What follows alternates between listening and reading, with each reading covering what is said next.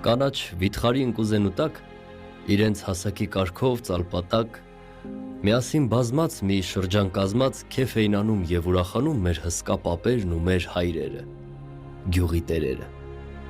Մենք առույգ ուժիր գեղջուկ մանուկներ, 3 դասընկեր, նրանց առաջին գլխաբաց կանգնած,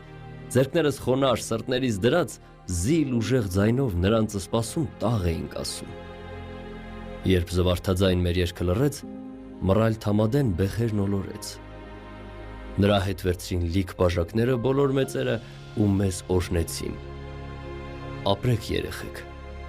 բայց մեզ պես չապրեք։ Ժամանակ անցավ, նրանք էլ անցան։ Զվարթ երգերս վշտալի դարձան։ Ու ես հիշեցի մեր օրը լալիս, թե մեզ օրհնելիս ինչու ասացին ապրեք երեխեք, բայց մեզ պես չապրեք։ Խաղաղություն ձեզ մեր անբախտ պապեր։ Ձեզ տանջող ցավը մեզ էլ է պատել։ Այժմ տխրության թե քեֆի ժամին մենք էլ օրհնելիս մեր զավակներին ձեր խոսքն ենք ասում։ Ապրեք երեխեք, բայց մեզ պես չապրեք։